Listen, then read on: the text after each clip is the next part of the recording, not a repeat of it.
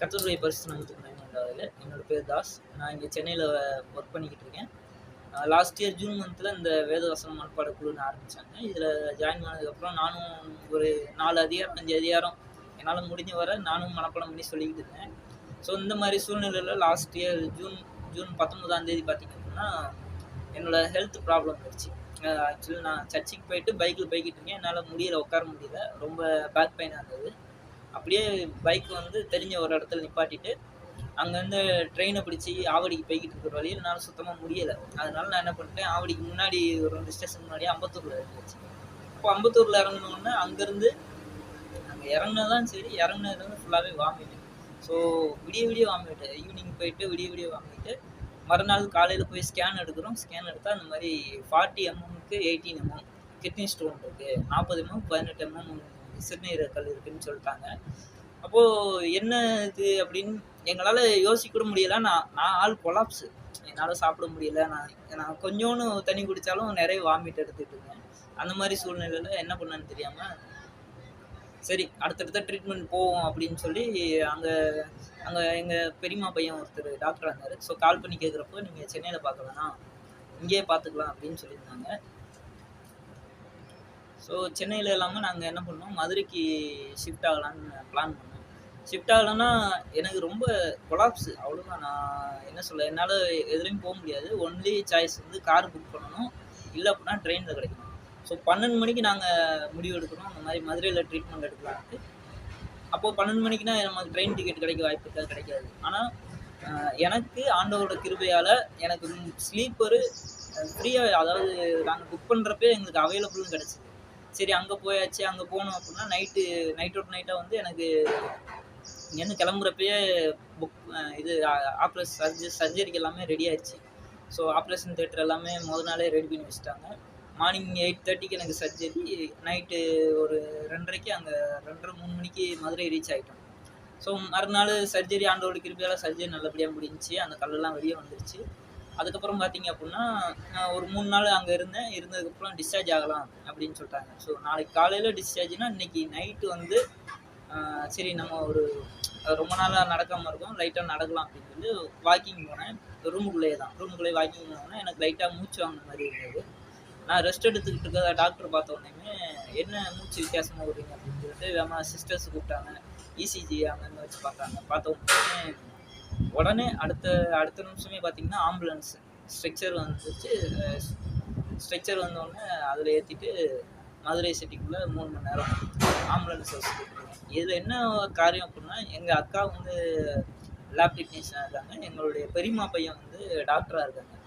அப்போது அவங்களே வந்து அந்த நேரத்தில் அழுதுட்டாங்க. ஏன்னா அந்த அந்த நிலமை வந்து ரொம்ப கிரிட்டிக்கல். ஸோ நாங்கள் போய் எக்கோ எடுக்கிறோம். எக்கோ எடுத்தால் பார்த்தா பிளட்டில் கிளாட் இருக்குது, ரொம்ப சிவியர் கண்டிஷன் அப்படின்னு சொல்லிட்டாங்க. அதுக்கப்புறம் சிடி ஸ்கேன் எடுக்கிறோம், எம்ஆர்ஐ ஸ்கேன் எடுக்கிறோம். அந்த நைட்டு ஒரு நைட்டு ஃபுல்லாக ஆம்புலன்ஸில் சுற்றி மதுரைக்குள்ளே அதுதான் எடுத்துக்கிட்டு இருந்தோம். அப்புறம் கடைசி பார்த்தீங்க அப்படின்னா ஹாஸ்பிட்டல் கூப்பிட்டு வந்த உடனே நீ ஐசியூவில் அட்மிட் பண்ணிட்டாங்க. ஸோ இந்த காரியத்தில் நடந்த விஷயம் என்ன அப்படின்னா, நான் அந்த நேரத்தில் அந்த ஹாஸ்பிட்டல்லேருந்து ஆம்புலன்ஸில் போகிறதுக்காக ஸ்ட்ரெச்சரில் ஏற்றினாங்கல்ல, அந்த டைமில் என்னோடய மனசில் தோணுன ஒரே ஒரு இது வந்து என்னன்னா, உன் நம்பிக்கை வீண் போகாது அப்படின்னா. எப்பயுமே நமக்கு இந்த வசனம் பேசுகிறப்போ நிச்சயமாகவே முடிவு உண்டு, உன் நம்பிக்கை வீண் போகாதுன்னு தான் நம்ம வந்து பொதுவாக இந்த வசனத்தை பற்றி யோசிப்போம். ஆனால் அந்த நேரத்தில் எனக்கு தெளிவாக தோணுது வந்து, உன் நம்பிக்கை வீண் போகாது மட்டும்தான்.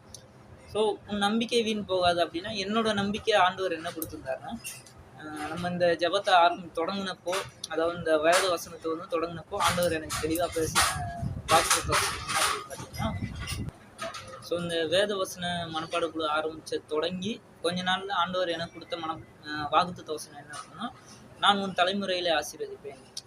அந்த மாதிரி எனக்கு வந்து சொல்லியிருந்தாங்க. சங்கீதத்தில் கூட இருக்கும், வாழ்நாள் எல்லாம் உன்னுடைய கிருபையை பின்தொடரும்னு சொல்லியிருக்காங்க. அப்போ எனக்கு கரெக்டாக பார்த்தீங்கன்னா அந்த தலைமுறை ஆசிரியருக்கு நான் அந்த வாழ்த்துக்குனாவே வந்துகிட்டு இருந்துச்சு. ஸோ அதே மந்த்தில் எனக்கு பர்த்டேவும் இருந்தது. ஸோ ஆண்டவர் வந்து பரவாயில்ல, எனக்கு இந்த மரணப்படுக்கை, அதாவது அந்த கல்லடப்புலேருந்து என்னை வெளியே கொண்டு வந்துட்டாங்களே அப்படின்னு சொல்லிட்டு நான் ரொம்ப ஜாலியாக நாளைக்கு டிஸ்சார்ஜ் ஆகிடலாம் அப்படின்னு இருக்கிற சமயத்தில் இந்த மாதிரி ஆம்புலன்ஸில் போய் அங்கங்கே போனோன்னு எனக்கு தோணுன ஒரே வசனம், உன் நம்பிக்கை வீண் போகாது அப்படின்னு இருந்துச்சு. அப்போ ஆம்புலன்ஸ்ல ஏறுறேன். அந்த ஸ்ட்ரெச்சர்ல ஏத்தி ஆம்புலன்ஸ்ல ஏத்துறாங்க.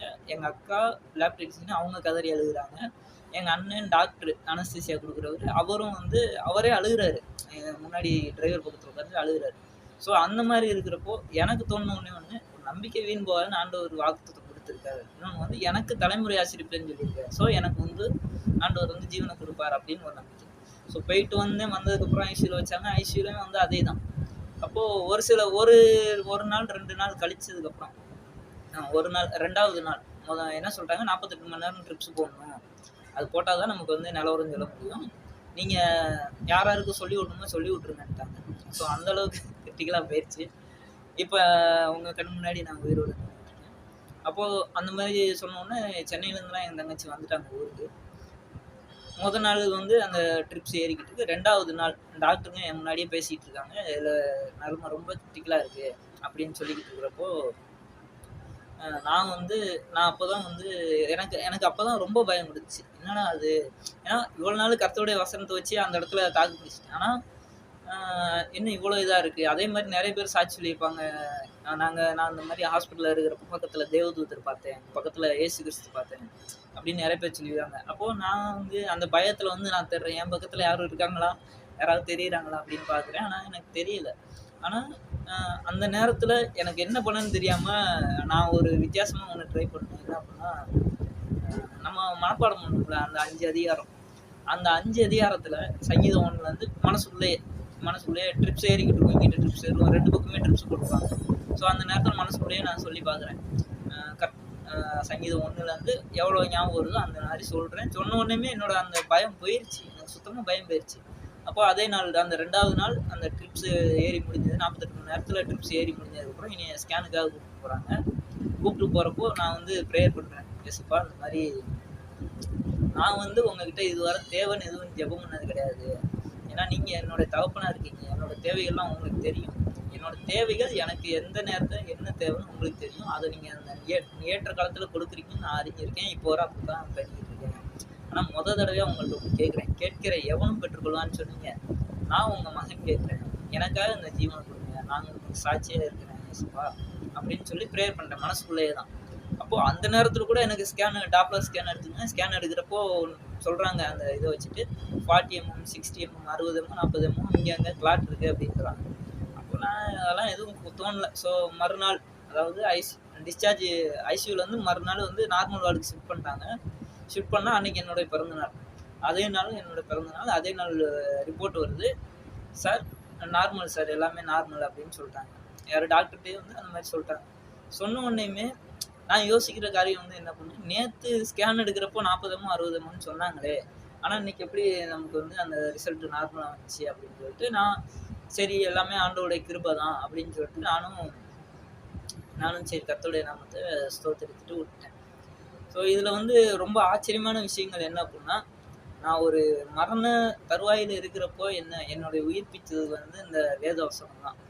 ஸோ நிறைய நேரத்தில் வந்து நம்மளுமே வந்து ரொம்ப கஷ்டமான சூழ்நிலையில் கஷ்டமான வழியில் போய்கிட்டு இருப்போம். ஆண்டவர் ஏதாவது உதவி பண்ணுவாரா அப்படின்னு தேடி பார்ப்போம். நம்மளுடைய கண்களுக்கு எதுவும் எதிர்படாது. சரி வேற ஏதாவது வழியாக வெளிப்பாடுகளாக வரும்னு பார்த்தா அதுவும் வராது. ஆனால் அந்த இடத்துல கர்த்தர் வந்து என்ன உணர்த்துறாரு அப்படின்னா, நான் என்னுடைய வார்த்தைகளை அவன்கிட்ட கொடுத்துருக்கிறேன். அந்த வார்த்தைகள் எங்கேயும் இல்லை, உனக்குள்ள தான் இருக்கு. நீ அந்த வார்த்தைகளை வந்து இன்னும் கொஞ்சம் நீ வந்து அந்த வார்த்தைகளை தியானிச்சா, அந்த வார்த்தைகளை நீ நம்பி உன்னுடைய நாவினால் சொல்றத விட நான்லாம் இருதயத்துல தான் சொன்னேன். ஸோ உன்னோட இருதயத்துல அந்த வார்த்தைகளை வந்து நீ திரும்பவும் விதைக்கிறப்போ அது வந்து நூறத்தனையே பலன் தரும் அப்படின்னு வந்து ஆண்டவர் வந்து இந்த என்னோட சாட்சி மூலமா உங்களுக்கு தெரியப்படுத்தலாம்.